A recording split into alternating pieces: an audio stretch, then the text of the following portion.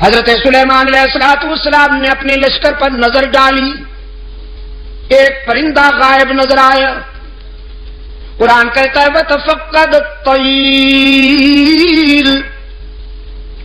فَقَالَ مَا لِيَ لَا أَرَى الْهُدْهُدَ أَمْ كَانَ مِنَ الْغَائِبِينَ۔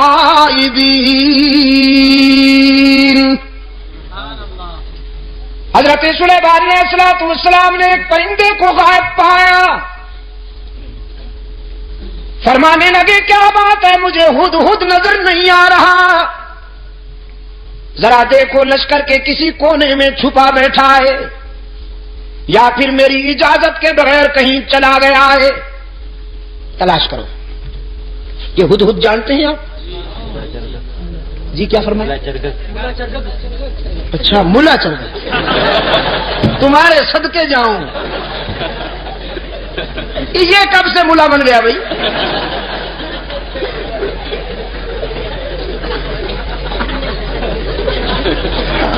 اور آپ کو یہ اتھارٹی کس نے دی ہے کہ جس پرندے کے بھی ذرا بال ادھر ادھر ہو جائیں آپ اس پہ ملا کا ٹائٹل فٹ کر دیں؟ یار چلو پھر بھی گوارا ہے، اچھا پرندہ ہے، بڑا خوش نصیب پرندہ ہے، قرآن میں جس کا تذکرہ فخریہ انداز میں آیا ہے۔ ہاں اس پر حسد کیا تھا کوے نے۔ حضرت سلیمان علیہ السلام نے جب اس ہدہد سے پوچھا کہ تمہارے اندر کون سی خوبی ہے، اللہ نے تمہیں کون سی خوبی عطا کی ہے، تو یہ کہنے لگا اللہ کے نبی مجھے اللہ نے یہ خوبی عطا فرمائی ہے کہ میں خشک زمین کو دیکھ کر اندازہ کر لیتا ہوں کہ پانی کتنا دور ہے،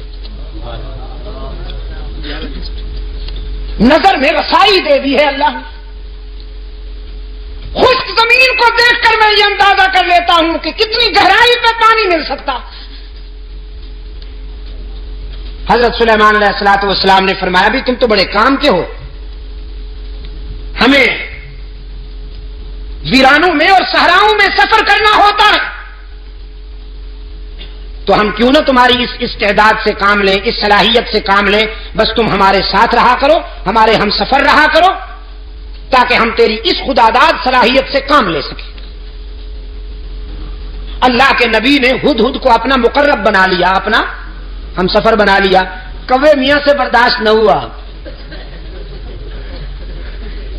یہ کوا جانتے ہیں نا آپ، کالے لباس والا مسٹر بلیکی ہی،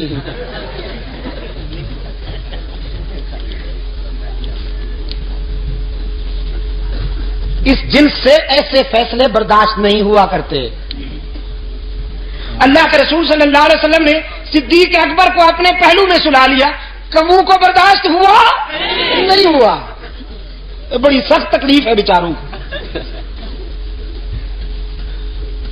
استغاثہ دائر کر دیا کوے نے ہدہد کے خلاف، اسکینڈل بنا لیا بدبخت نے، کہنے لگا واہ جی واہ، یہ کہتا ہے کہ میں خشک زمین دیکھ کر اندازہ کر لیتا ہوں کہ پانی کتنا دور ہوگا، بالکل غلط ہے۔ میں نے کئی مرتبہ دیکھا ہے کہ یہ جال میں پھنسا ہوا پھڑک رہا ہوتا ہے، اگر اس کی نظر میں اتنی رسائی ہے کہ یہ خشک زمین دیکھ کر پانی کی گہرائی معلوم کر لیتا ہے تو جال کو کیوں نہیں دیکھ لیتا، اس میں پھنس کیوں جاتا ہے؟ عیار تو بڑے ہوتے ہیں نا، یہ لفاظ اور لسان تو بڑے ہوتے ہیں۔ اس انداز خطابت میں استغاثہ دائر کیا کہ سننے والے بھی متاثر ہوئے، کہنے لگے جی بالکل ٹھیک ہے، یہ تو بات واقعی تفصیل طلب ہے، وضاحت طلب ہے کہ اگر ہدہد پانی کی گہرائی کو دیکھ لیتا ہے تو زمین کے اوپر جو جال تنا ہوا ہوتا ہے اس کو کیوں نہیں دیکھ لیتا؟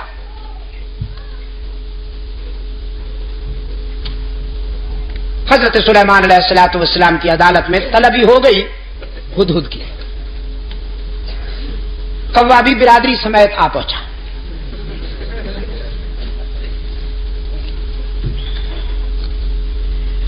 حضرت سلیمان علیہ السلام نے کوے سے کہا اپنا استغاثہ بیان کرو،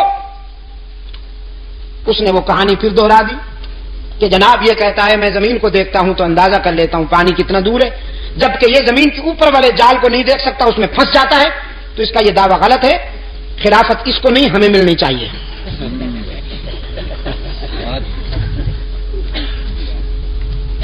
مولانا رومی رحمت اللہ علیہ نے اس سوال و جواب کو منظوم کر دیا ہے اپنی مثنوی میں. مجھے افسوس ہے کہ وہ پوری تو مجھے نہیں آتی، ایک دو شعر حافظے میں رہ گئے ہیں، وہ عرض کر دیتا ہوں.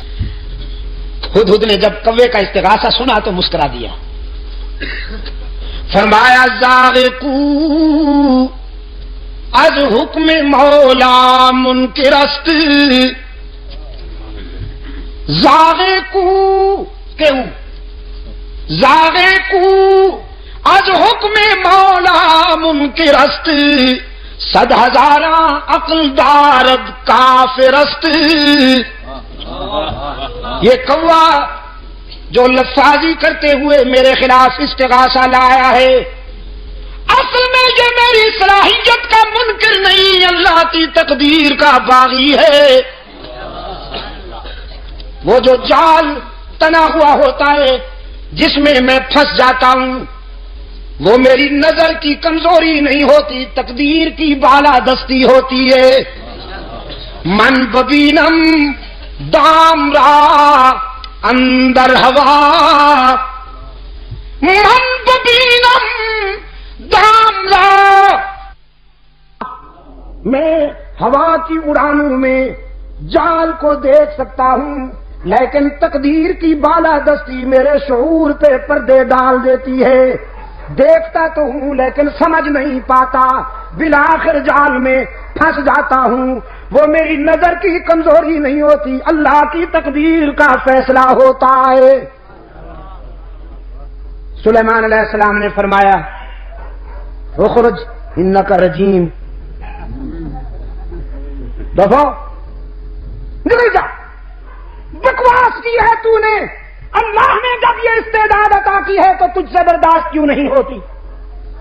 کوے نے کہا جی جاتے ہیں، ناراض کیوں ہوتے ہیں؟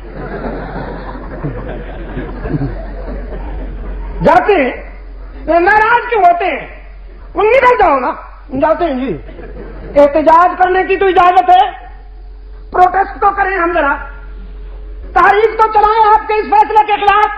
سلیمان علیہ السلام نے فرمایا قیامت تک چیختے اور چلاتے رہو گے، تمہارا منہ بھی کالا رہے گا، تمہارا جسم بھی کالا رہے گا.